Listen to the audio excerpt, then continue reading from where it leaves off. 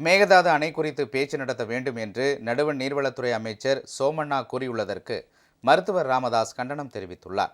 நடுவண் நீர்வளத்துறை அமைச்சர் நடுநிலை தவறாமல் செயல்பட வேண்டும் என்றும் அவர் வலியுறுத்தியுள்ளார்.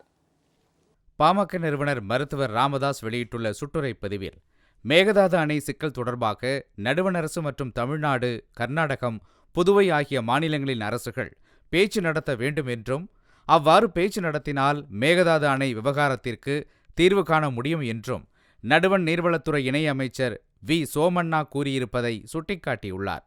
மேகதாது அணை சிக்கலில் நீதியின் பக்கம் நிற்க வேண்டிய நடுவண் அமைச்சர் கர்நாடகத்தின் குரலாக ஒலித்திருப்பதற்கு அவர் கண்டனம் தெரிவித்துள்ளார்.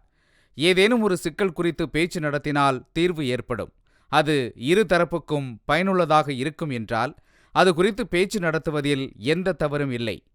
தீர்க்க முடியாத சிக்கல்களை கூட பேசி தீர்க்க முடியும் என்பதில் பாட்டாளி மக்கள் கட்சி உறுதியாக உள்ளது. ஆனால் மேகதாது அணை சிக்கல் அப்படிப்பட்டது அல்ல.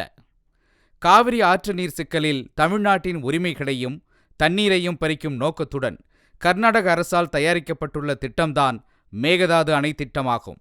காவிரி நடுவர் மன்ற இறுதி தீர்ப்பின்படியும் உச்சநீதிமன்ற தீர்ப்பின்படியும் கடைமடை பாசன மாநிலமான தமிழ்நாட்டின் ஒப்புதல் இல்லாமல் மேகதாது அணையை கட்ட முடியாது. மேகதாது அணை கட்டப்பட்டால் தமிழ்நாட்டின் உரிமைகள் பாதிக்கப்படும் என்பது தெளிவாக தெரியும் நிலையில் அது குறித்து தமிழக அரசு எவ்வாறு பேச்சு நடத்த முடியும்? அவ்வாறு பேச்சு நடத்த ஒப்புக்கொள்வதே தமிழகத்தின் உரிமைகளை தாரை வார்ப்பதாகத்தான் அமையும். கர்நாடகத்தில் காவிரி மற்றும் துணை நதிகளின் குறுக்கே இப்போதுள்ள அணைகளின் கொள்ளளவு 114.57 TMC ஆகும். இவ்வளவு கொள்ளளவுள்ள அணைகள் இருக்கும்போதே கர்நாடக அரசு தமிழகத்துக்கு தண்ணீர் தருவதில்லை. 70 TMC கொள்ளளவுள்ள மேகதாது அணையும் கட்டப்பட்டால் கர்நாடக அணைகளின் கொள்ளளவு 184 TMCயாக அதிகரிக்கும். மேட்டூர் அணை கொள்ளளவை விட கிட்டத்தட்ட 2 மடங்கு தண்ணீரை கர்நாடகம் தேக்கி வைத்தால் தமிழகத்துக்கு தண்ணீர் கிடைக்காது. காவிரி படுகை வறட்சியால்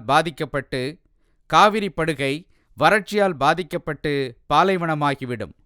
எனவே மேகதாது அணையை ஒருபோதும் அனுமதிக்க முடியாது.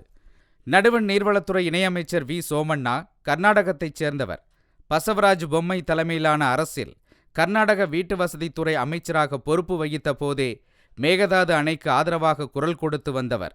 நடுவண் நீர்வளத்துறை இணையமைச்சராக கர்நாடகத்தைச் சேர்ந்த சோமண்ணா நியமிக்கப்பட்ட போதே அதற்கு தமிழக உழவர்களிடம் எதிர்ப்பு எழுந்தது. நடுவண் அமைச்சரான பிறகும் கர்நாடகத்திற்கு ஆதரவாக பேசியதன் மூலம் அமைச்சர் சோமண்ணா நடுநிலையையும் நம்பகத்தன்மையும் இழந்து விட்டார். இனியாவது அவர் அனைத்து மாநிலங்களுக்கும் பொதுவான அமைச்சராக செயல்பட வேண்டும்.